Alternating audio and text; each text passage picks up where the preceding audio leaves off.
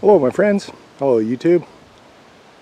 It's a quick video on what I do with a fallen tree.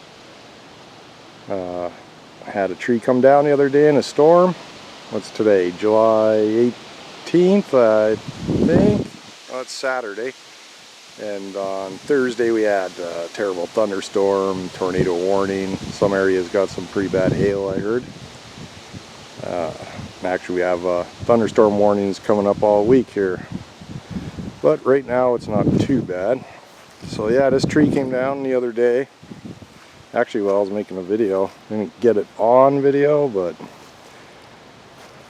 very nearly did. So yeah, my brother was kind enough to come down there with the big chainsaw, chop off all the limbs from the trunk, and then cut up the trunk. The top of the tree was already dead. The crows were using it for you know, a perch or whatever. But yeah, so I got this big mess going on. What am I going to do with it, right? Well, the main part of the tree and the logs are all sliced up.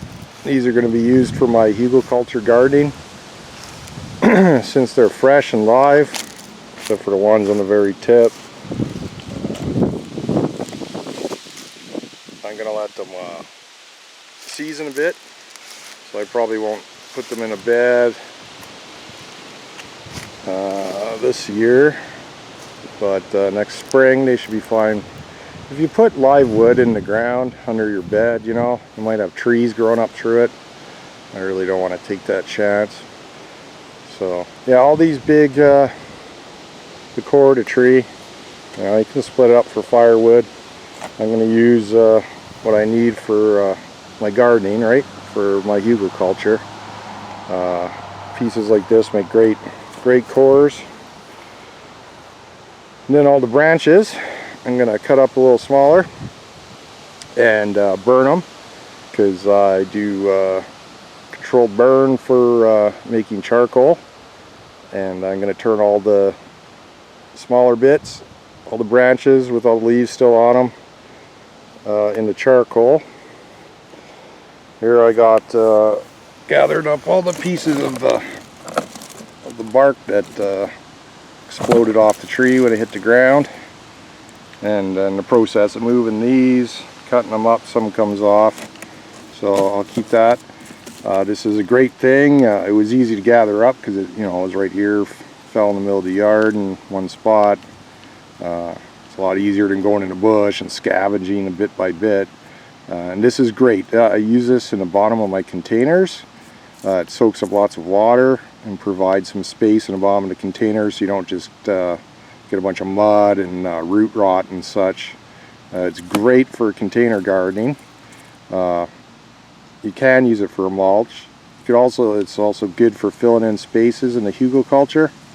When you put your larger pieces in there, there'll be spaces in between and such. You jam this down in there, and it doesn't break down very quickly. And yeah, it's great. That's also why I'll leave it on the logs when I use for the hugelkultur, because the cores, once they get wet, if there's no bark on them, it just disintegrates real quick, right? So you only get a couple years of use. But with the bark left on it, it's you know, obviously weather resistant, right? Keeps the tree protected against the weather while it's alive. It'll do the same in the ground. It'll hold that core together. The core will still soak up lots of water and the plants can still access it. But you know, the bark will just break down slower. It soaks up water too. It's a great resource. So yeah, so I got the bark and all the bits that fell off the tree. I'm going to use that for container gardening. You can use it for break it up into bits and use it for mulch if you like. It's good around, I might even put some around my apple trees as a mulch around the bottom if I have enough and I don't need it for containers. But it's just a great resource. I didn't go looking for it. It fell right into my lap or my yard. But yeah, my brother came down with the chainsaw and cut it all up. Cut all the branches off. So I'll come in with the smaller chainsaw and chop it probably foot and a half long pieces, so they'll go into my fire pit. And then all the sawdust from the process of cleaning up this mess, right? Chopping up all the wood. This is a great mulch. That's how fine this is. So yeah, I just collect this up, and I'll be putting this on my strawberry bed. Won't impede the growth of anything coming up in the spring, because it's, you know, it's fine, it's light, and it's a great resource. It's a little hard to collect. I'm going to bring the rake up here, rake up what I can. I'm not too concerned getting it all or anything. I only scooped up a bit. I've already got a considerable amount. If I have that thing, you know, anywhere near full, it'll be enough to do a strawberry bed at least. Or you could add it to soil mix or whatever. It's great. So yeah, so out of this tree, everything's going to get used, and for the garden, for my gardens, and yeah, and of course, you know, when I have fire, my brother wants to have some firewood or something, you know, just split this up and this will make great firewood, and there's lots here for both. But yeah, so instead of it being a nuisance or something bad happening, I'm just going to use it all. It's actually saves me the trouble of going in the bushes here with all the mosquitoes and dragging out pieces of fallen wood or scavenging for material. So yeah, just a quick look. This is what the wind can do when you have wet soil. Just knock down huge trees. But this isn't the only one. There's another one over there. You can't see it really well from here, but just looks like green stuff growing. But all the stuff, I don't know, maybe right there, looks like it's growing up. Those are actually branches and the tree's laying down.